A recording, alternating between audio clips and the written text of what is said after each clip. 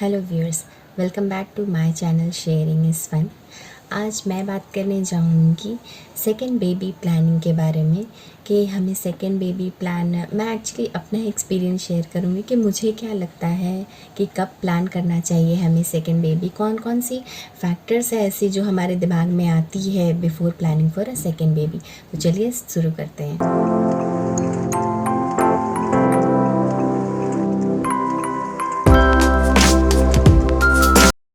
सबसे पहली फैक्टर जो है जो मेरे दिमाग में आती है जब भी मैं सोचती हूँ कि सेकेंड बेबी, एक्चुअली हमारा प्लान है कि समायरा को हम अकेले नहीं रखेंगे। डेफिनेटली सेकेंड बेबी का हम प्लान करेंगे, पर कब करेंगे उसके लिए हम कुछ श्योर नहीं हैं अभी।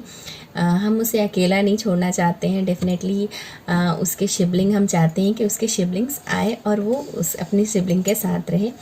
बट जब भी इस बारे में सोचते हैं तो जो जो सबसे पहले दिमाग में आती है वो ये बात है कि ये कितने एज गैप रखने चाहिए। मतलब कि मेरी बेटी अभी ऑलमोस्ट 1 साल की हो चुकी है, 1.5 साल की होने वाली है। तो कितना गैप होना सेकेंड बेबी प्लान करने से पहले, मतलब कितना गैप होना सही होता है। तो आइडल अगर बोला जाए तो जनरली कहा जाता है कि आप जब बेबी डिलीवर हो जाती है तो उसके 18 मंथ्स के बाद ही आप सेकेंड बेबी का प्लान करें। पर अगर मेरी केस में आप बोले तो हम लोगों ने एक्चुअली सोचा है कि मिनिमम जब समायरा 4 साल की हो जाएगी तब, मतलब कि 3 साल वो कंप्लीट, 3 इयर्स वो कंप्लीट कर लेगी, then we will start planning. तब हम प्लानिंग शुरू करेंगे, क्योंकि ऐसा तो नहीं होता है कि आप प्लानिंग शुरू की और आप इमीडिएट कंसीव कर गए, तो ऐसा तो होता नहीं है। इसलिए हम लोग उस टाइम से प्लानिंग करना शुरू करेंगे आफ्टर 3 इयर्स। ये हमारा अभी जस्ट प्लान है, मे बी आगे चल के ये चेंज हो सकता है। अभी जस्ट ये सोचे हैं, क्योंकि एक एज भी होता है एक्चुअली, एक मदर का भी एक एज होता है जिसके बाद कंसीव करना इतना आसान नहीं होता है। एक्चुअली इन जनरल कहा जाता है कि 35 इयर्स के बाद कंसीव करना थोड़ा मुश्किल हो जाता है for a women, and for a main 40 years के बाद थोड़ा मुश्किल होता है कि वो पेरेंट्स बन सकें। तो हम, मेरी यही ट्राई है कि बिफोर आई रीच 35 मैं एटलीस्ट सेकेंड बेबी का प्लान कर लूँ। तो ये तो पहली पॉइंट थी जो मैं सोचती हूँ जब भी मैं सेकेंड बेबी का प्लान करती हूँ। इसके अलावा जो मैं सोचती हूँ वो ये है कि क्या 3 साल में मेरी बेटी इतनी बड़ी हो जाएगी कि मैं उसे और साथ में एक और बच्चे को संभाल सकूं। तो वो भी मेरे दिमाग में आता है कि इन जनरल तो सब कहते हैं कि 3 साल में बच्चे बहुत सारे काम अपने से करने लगते हैं, जैसे कि वो खुद से खाना शुरू कर देते हैं, पॉटी जाना शुरू कर देते हैं, अपने बहुत सारे काम वो लोग खुद से करना शुरू कर देते हैं। इवन बहुत सारे बच्चे 3 साल में स्कूल जाना भी शुरू कर देते हैं। तो जैसे ही मेरा भी वही प्लान है कि अगर समायरा स्कूल जाना शुरू कर देती है उस टाइम तक, और वो अपने काम से करना शुरू कर देती है, तो हम शायद प्लान करें सेकेंड बेबी के लिए ये आफ्टर शी कंप्लीट 3 इयर्स। उसके बाद भी बहुत सारे पॉइंट्स हैं जो हमें सोचने पड़ते हैं। एक्चुअली मैं अपनी पहले प्रेगनेंसी से भी बहुत कुछ जानी हूँ कि हमें बेबी डिलीवरी होने के बाद कितनी चीज़ों की ज़रूरत होती है जो शायद हमें पहले पहले नहीं पता होता है। जैसे कि जैसे ही बेबी डिलीवरी होती है तो हमें कोई ऐसा चाहिए होता है जो हमें सपोर्ट कर सके, जो बेबी को देख सके, जो मदर को देख सके। तो ये चीज़ भी बहुत ज़रूरी होती है। मेरे केस में आप अगर मेरे पहले के वीडियोस ऑलरेडी देखे होंगे तो आपको पता होगा कि मेरे साथ अनफॉर्चुनेटली कोई सपोर्ट के लिए था नहीं, और बीच में ये कोरोना आ गया तो उसकी वजह से कोई आ भी नहीं पाए। तो काफ़ी लॉन्ग टाइम, ऑलमोस्ट अभी भी मैं अकेली ही उसे देख रही हूँ। मैं और मेरे हस्बैंड दोनों मिलकर उसे मैं देख रहे हैं, उसका केयर कर रहे हैं। तो ये चीज़ भी मेरे दिमाग में आती है कि अगर मैं सेकेंड बेबी प्लान करती हूँ 3 इयर्स के बाद, तो मतलब समायरा के साथ साथ क्या मैं उसे भी देख पाऊँगी। तो मतलब ये क्वेश्चंस भी मेरे दिमाग में आती है।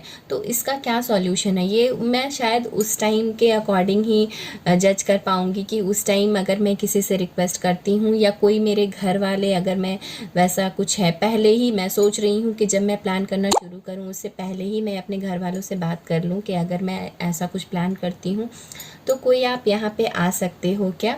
या क्योंकि बाय गॉड ग्रेस अच्छा था कि मेरा पहला प्रेगनेंसी जो था वो नॉर्मल डिलीवरी था, पर कोई नहीं जानता है कि कब कैसा हो, तो सेकेंड डिलीवरी नॉर्मल होगी या सी सेक्शन होगी, कोई नहीं जानता है। इसलिए मैं यही प्लान की हूँ कि अगर मैं जब भी सेकेंड बेबी का प्लान करती हूँ तो पहले ही अपने रिलेटिव से ये बात कर लूँ, उनसे डिस्कस कर लूँ कि हाँ हम प्लान कर रहे हैं तो क्या पॉसिबल हो पाएगा कि कोई यहाँ पर आ सके, ताकि उसे और मुझे, mother as well as baby को, दोनों को एक सपोर्ट मिल सके और मेरे हस्बैंड को थोड़ा रिलैक्सेशन मिल सके, क्योंकि फ़र्स्ट प्रेगनेंसी में वो अकेले पड़ गए थे, वो अकेले ही मुझे देख रहे थे, मेरी बेबी को देख रहे थे, तो मुझे भी बुरा लगा। एक्चुअली उनको सपोर्ट करने के लिए कोई नहीं है, मुझे तो सपोर्ट मेरे हस्बैंड कर दे रहे हैं, बट एज अ फादर जिनकी wife as well as baby हैं तो उनके लिए बहुत मुश्किल होता है ये टाइम, और वो हर किसी से ये शेयर नहीं कर सकते हैं, तो उस वक्त जो उन्हें सपोर्ट कर सके वैसे पर्सन की भी बहुत ज़रूरत होती है। ये मैं अपने पहले प्रेगनेंसी के एक्सपीरियंस से कह सकती हूँ।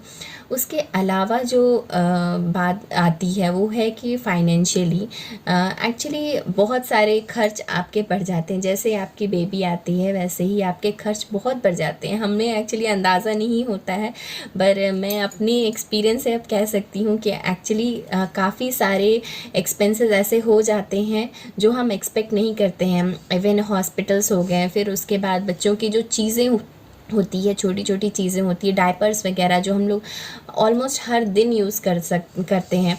भले पर डायपर अगर आप देखो तो शायद आपको कॉस्ट कम लगे, पर अगर आप देखो तो वो हम लोग ऑलमोस्ट हर दिन यूज़ करते हैं, तो वो एक्सपेंस अगर आप ईयरली देखो तो वो काफ़ी हो जाता है। फिर उसके बाद मेडिकल से की बात करें अगर, तो वैक्सीनेशन जो बेबी को देना होता है उसका कॉस्ट भी थोड़ा हाई होता है, बहुत सारे वैक्सीनेशन थोड़े कॉस्टली होते हैं को लेकर। अगर कोई ड्रेस वगैरह पसंद आ गई या उसकी कोई टॉय पसंद आ गई तो हम लोग हिचकते नहीं हैं, वो ले लेते हैं।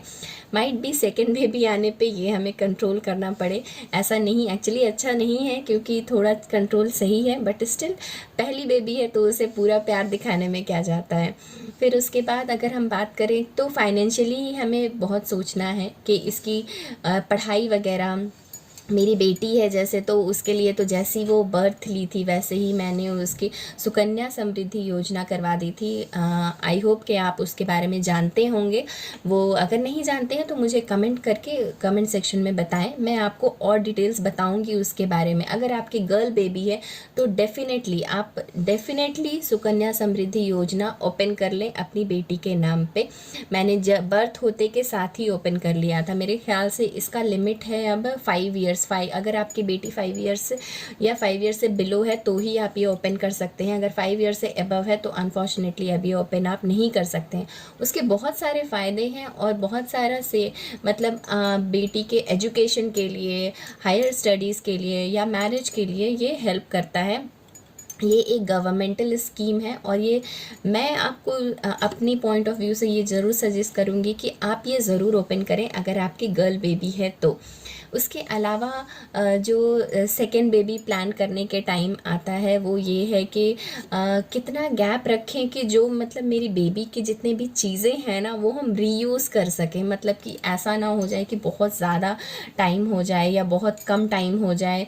बहुत कम टाइम तो नहीं, डेफिनेटली मैं 3 ईयर्स से ज़्यादा ही सोचूंगी, उससे कम नहीं सोचूंगी। मेरा प्लान कोई नहीं है कि 3 ईयर्स से पहले ऐसा कोई प्लान करूं, पर जो भी इसकी चीज़ें हैं वो सारी मैं यूज़ कर सकूं उसके में। जैसे अगर 3 ईयर्स का गैप रहता है अगर बेबी में 3 to 4 ईयर्स का, तो शायद मैं इसके बुक्स वगैरह जो होंगी, स्कूल के बुक्स वगैरह जो होंगे वो शायद मैं यूज़ कर पाऊँगी उसके लिए। और एक और चीज़ क्या होती है ना कि अगर आपके सिबलिंग्स में या फिर अगर भाई बहन में एक एज से ज़्यादा गैप हो जाती है ना तो वो अंडरस्टैंडिंग मिसिंग होता है। इवन मेरी अगर बात करें तो मेरी जो बहन है, मेरे जो सिबलिंग्स हैं, हम लोग सब में 2-2 साल का डिफरेंस है और मुझे लगता है कि ये बहुत आइडल है, लेकिन तब जब आपके जॉइंट फैमिली है या फिर आपके साथ आपकी मदर आपके फादर रहते हैं तो न्यूक्लियर फैमिली के लिए ये थोड़ा मुश्किल हो जाता है कि 2 साल के बाद ही सेकेंड बेबी प्लान कर लें, क्योंकि बच्चा उस टाइम इतना बड़ा नहीं होता है कि आप उसको और साथ में एक और नए बच्चे को संभाल सकें। तो उम्मीद करती हूँ कि आपको ये वीडियो हेल्पफुल लगी हो। अगर हेल्पफुल लगी है तो मेरे चैनल शेयरिंग इस फन को सब्सक्राइब करें, साथ में बेल आइकन दबाएं ताकि जब भी मैं नेक्स्ट वीडियो अपलोड करूँ तो आपको उसके नोटिफिकेशंस मिल जाए। अगर आपको ये वीडियो अच्छी लगी हो तो लाइक का बटन ज़रूर दबाएं, अगर अच्छी नहीं लगी हो तो डिसलाइक ही दे दें।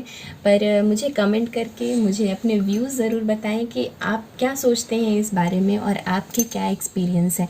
जो ऑलरेडी जिनके सेकेंड बेबी हैं वो मॉम से मैं रिक्वेस्ट करती हूँ कि आप अपनी एक्सपीरियंस मुझे शेयर करें, ताकि अगर मैं कुछ और प्लान कर सकूँ या फिर आपके व्यूज़ मुझे हेल्प कर सके तो वो बहुत हेल्पफुल होगा। Thank you so much for watching. मिलते हैं आपसे नेक्स्ट वीडियो में, तब तक के लिए स्टे सेफ, स्टे हेल्दी।